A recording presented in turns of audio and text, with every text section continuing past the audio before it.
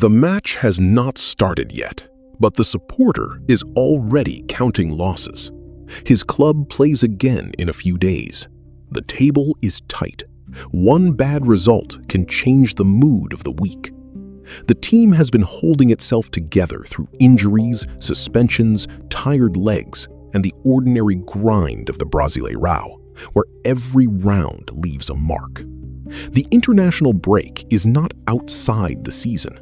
It becomes part of the season's pressure because the club has to prepare around decisions made somewhere else.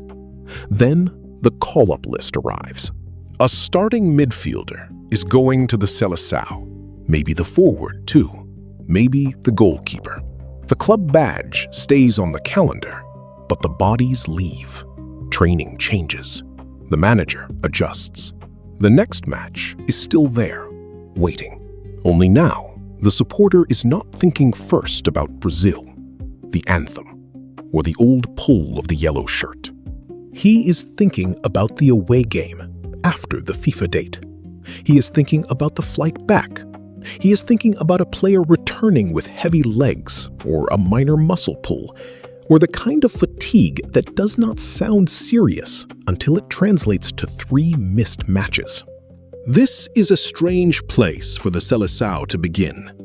For generations, Brazil's national team was supposed to lift the supporter above club football, at least for a while. Flamengo, Corinthians, Palmeiras, São Paulo, Vasco, Grêmio, Internacional, Bahia, Atlético Mineiro. The names kept their force, but the yellow shirt created a pause. It gave the country a temporary common language. That pause no longer feels automatic. The Seleção still matters. A Brazil match can still change the sound of a room. A World Cup still reaches people who spend most of the year arguing through club colors. A great goal in yellow still travels with a speed no domestic rivalry can fully contain. But for many supporters, the first contact has changed. The national team no longer arrives only as pride. It arrives inside the club season, inside the fixture list, inside the body of a player who is needed next weekend, inside the question of what the club will have to absorb after the country has taken what it needs. Brazilian club loyalty is not a smaller feeling beneath the Seleção. It is the weekly life of football. It is the argument after dinner, the radio voice in traffic, the group chat after a bad substitution, the walk to the stadium, the familiar anxiety before a derby, the memory of a father, a brother, a neighbor, a childhood shirt worn too many times.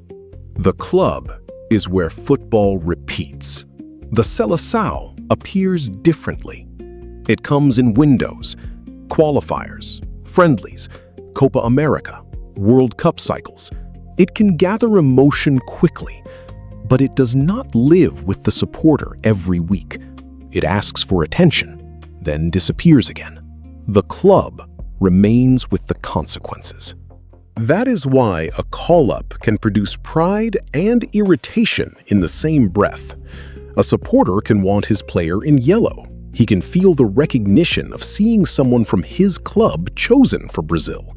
That still means something. It says the club has produced value. It says the player has reached a higher stage. The call-up gives the club recognition, but it also removes control. Prestige arrives with a condition attached. Then the calculation begins. How many minutes will he play? Will he travel across continents? Will he return in time? Will he be available for the next league match? Will Brazil use him carefully? Or will the club receive him back tired, injured, or emotionally drained? The old emotional contract depended on the idea that Brazil collected something from everyone and returned it as shared pride. Club rivalries did not disappear, but they could be softened by the sense that the Seleção belonged to all of them. Even the arguments over selection confirmed that attachment. Supporters fought over who deserved the shirt because the shirt still felt like a shared possession. They complained about managers, players, styles, regions, and favoritism because Brazil still felt close enough to argue over. The change has not come from one defeat or one generation. It has come through accumulation. A player leaves in form. He returns unavailable. A match is postponed. A club loses rhythm. A youngster misses training at the exact moment he was becoming important. A senior player comes back from a long trip and has to be protected. The injury report uses neutral language: discomfort, fatigue, muscle overload, medical evaluation. The Seleção moves on. The club lives with the empty space. That is where resentment becomes concrete. It is not simply anger at the national team. It is the feeling that the club had no real control over the call-up, the travel, the minutes, or the risk, but still has to carry the cost. For the supporter, that cost is not theoretical. It has a position on the field. It has a shirt number. It changes the bench. It changes the press conference before the next match. It changes the way a coach explains a draw that should have been a win. Brazil once stood above club rivalry because that elevation felt like relief. The yellow shirt offered a temporary escape from the weekly argument. But standing above can begin to feel different when the national team is experienced through authority, scheduling, absence, and damage. Above can start to feel far away. This is part of why the Seleção's emotional weakening cannot be explained only by the absence of World Cup trophies. The pain of losing has not disappeared, but for many supporters, it now sits beside another discomfort: the feeling that Brazil can seem distant before the tournament even begins. Brazil has not won the World Cup since 2002. That matters deeply. Every elimination leaves a mark. Every cycle produces the same search for what has been lost. The shirt carries the memory of 5 titles, so failure is never only failure. It becomes a question about identity. But a national team can lose and still feel close. It can disappoint and still feel like a common wound. It can be criticized sharply and still belong emotionally to the people criticizing it. The deeper shift is not only that Brazil stopped winning the tournament that shaped its global image. It is that, before the result even arrives, some supporters already experience the Seleção through what it takes from the football they live with most closely. There is another distance, too. Brazil has always exported players. This is not new, and it should not be treated as a simple decline. Brazilian football has long sent talent across the Atlantic. Many of the country's greatest names built part of their careers in Europe. The global game has pulled Brazilian players outward for decades. The change is more specific. Many players now leave before a shared domestic memory has time to form around them. A teenager appears for a major Brazilian club, plays a handful of decisive matches, and quickly becomes a transfer story. A winger breaks through and is already discussed through the size of his European future. A midfielder still learning the adult game is treated as an asset in motion. A defender barely becomes familiar to rival supporters before he belongs to another market. The move may be logical. The money is different. The career path is different. Europe offers competition, salaries, visibility, and institutional power that Brazilian clubs struggle to match. What disappears is not only time in Brazil, but the slow public familiarity that comes from being watched every week by people who know the stadium, the shirt, the pressure, and the flaws. By the time some of these players become central to the Seleção, Their football adulthood has already been built somewhere else. Supporters know they are Brazilian. They may admire them, they may defend them, they may celebrate their goals in yellow. But many did not live with them long enough in the domestic game to watch them become public figures through Brazilian club football. Older generations also left, but many were first argued over inside Brazil. They had been seen in domestic stadiums, feared by rivals, claimed by one fan base and resented by others. Their club careers gave the Seleção a local memory to draw from. A rival player could be hated on Sunday and accepted in yellow a few months later. That contradiction was part of the old arrangement. The enemy from club football became useful to the country. The Seleção transformed irritation into shared investment. When a player's adult football identity forms abroad, the conversion is thinner. The supporter may know him through Champions League nights, transfer fees, short clips, tactical debates from Europe, and national team appearances. The attachment can still be real, but it is not made from the same weekly material. It does not always carry the memory of watching him grow, struggle, improve, provoke, and become familiar inside Brazilian football. This does not make the player less Brazilian. It changes how close he feels. So the distance works in two directions. The national team can take players away from Brazilian clubs still fighting through the season. At the same time, many of the players wearing yellow may have been shaped as players somewhere else by the time they become central to the national story. The result is a Seleção that still represents Brazil, but sometimes feels less rooted in the domestic football life around it. For an international audience, this can be hard to see. Outside Brazil, the national team often looks like the natural center of everything. The shirt is famous, the World Cups are famous. Pelé, Garrincha, Zico, Romario, Ronaldo, Ronaldinho, Neymar. These names travel more easily than the week-to-week tension of the Brasileirão. But inside Brazil, football is lived first through clubs.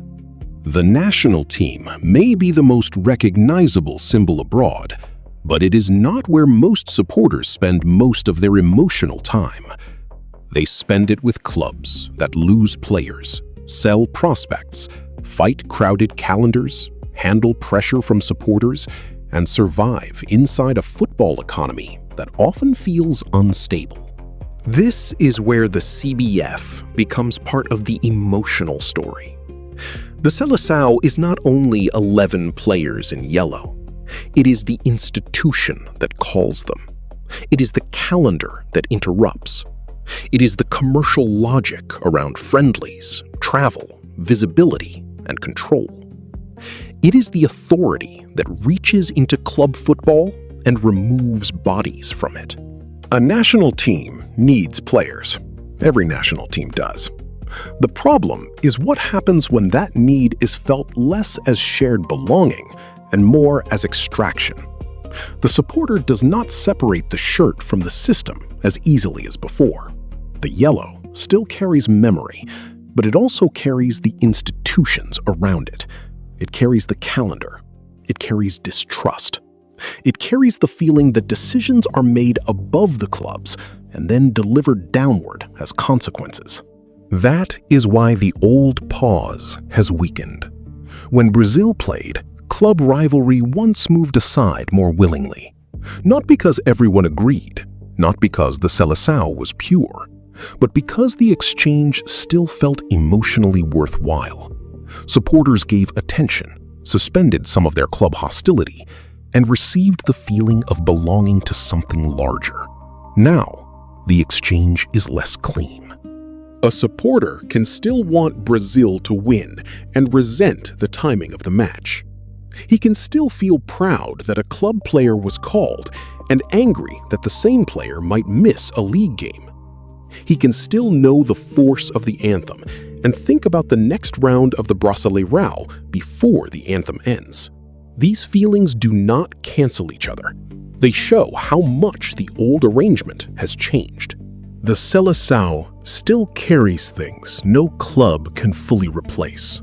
It carries childhood memories, streets painted for World Cups, school days shaped around matches, family rooms full of nervous silence, goals that became national reference points. It carries the idea of Brazil made visible to the world through football. That inheritance is powerful, but inheritance is not the same as closeness. The yellow shirt can still belong to Brazil and feel farther from parts of Brazilian football. It can still move people and still irritate them. It can still gather the country for a tournament and still be experienced month by month through absence, fatigue, and mistrust. The loss, then, is not simple. It is not that Brazilians stopped caring about Brazil. They have not. The World Cup can still alter the country's rhythm. A decisive match can still pull people toward the same screen. A child can still see the yellow shirt and feel its charge before understanding anything about calendars, federations, or transfer markets. What has weakened is the assumption beneath that feeling, the idea that when Brazil played, everyone was paying into the same thing. That idea once made the Seleção feel like a shared reward above the grind of club football. It allowed supporters to return to their clubs afterward with the sense that, for a while, the country had borrowed their loyalty and given something back. Now, the borrowing is easier to feel than the return. A badge paused, a starter missing, a player abroad before the country fully knew him at home. A match moved. A memory of unity still present, but no longer strong enough to erase the cost. The shirt still belongs to Brazil, but it no longer feels equally close to every part of Brazilian football. And that may be the quieter break. Not the end of love for the Seleção, but the end of the old certainty that loving it meant the same thing for everyone.